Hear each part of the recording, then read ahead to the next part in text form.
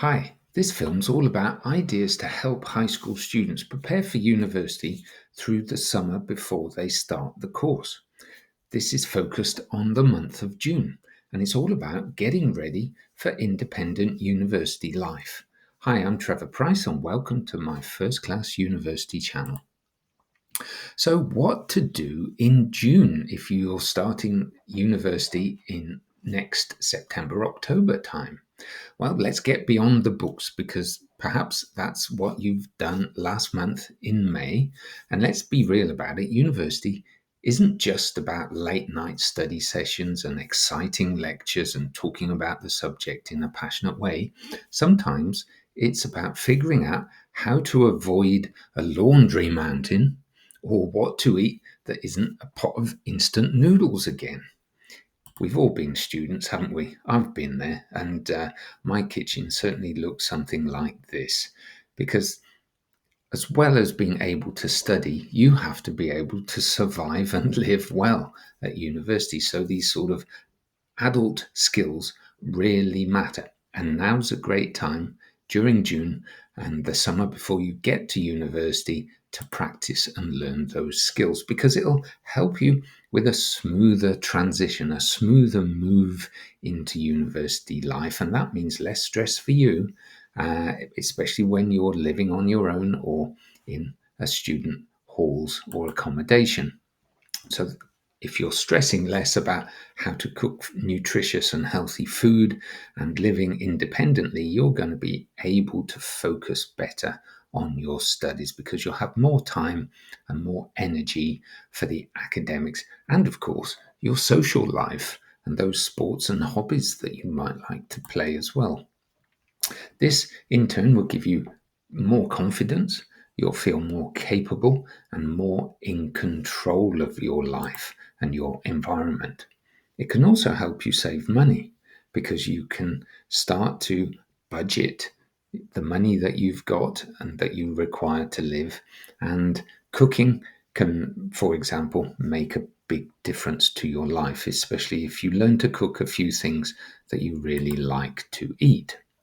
So let's think about money matters first and how to make a simple budget. So start thinking about what you spend money on each week. What are your weekly expenses?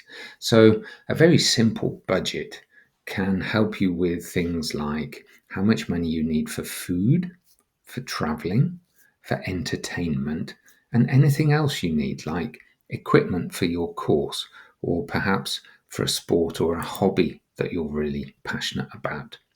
And try filling in the estimated costs for each of those categories. So, how much in a week do you think you'll need for food, for example? Can you save any money in any of these things? So, for example, instead of buying lots and lots of clothes, perhaps you can do with a few less whilst you're at university. So, instead of buying two or three things each week, perhaps you can cut that to two or three things a month. That way, your money will go further. So, think about where you can save money and what really are your priorities.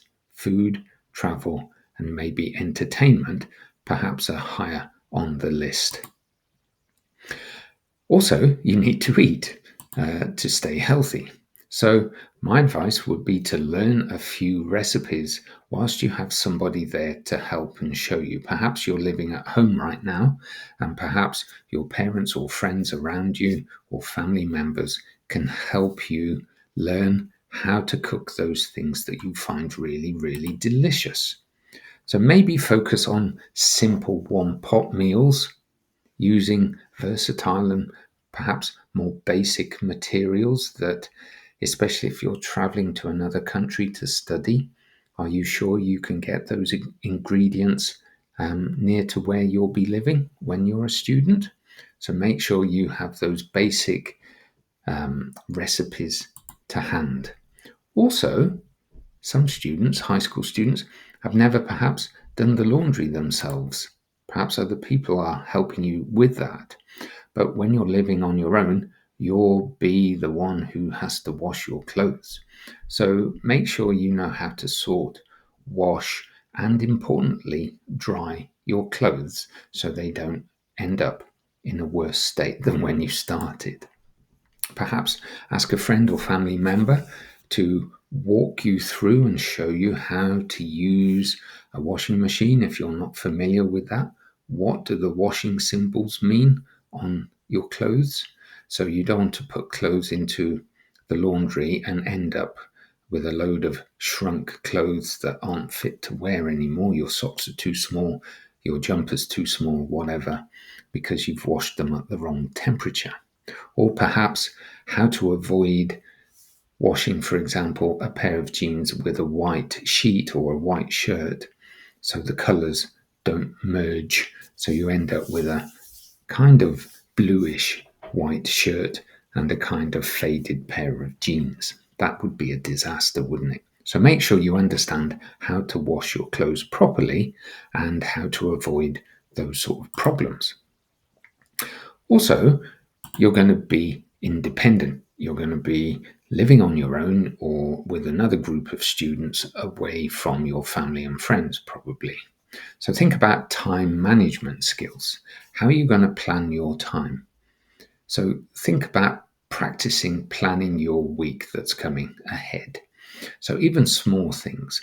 How much time you're going to spend cooking, shopping, um, having entertainment, but also how much time are you going to put aside for studying, going to lectures, playing sports, keeping fit, keeping healthy, those sort of things, and any other commitments that you need to make. Try more problem solving, trying to fix small issues before asking for help. This is common when you're a kid living at home.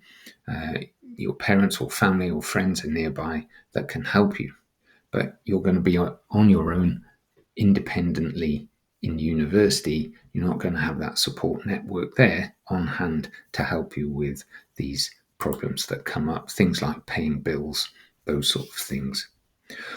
Also, what about where you're going to be living in your university? Perhaps it's a university town or a city or a more rural campus.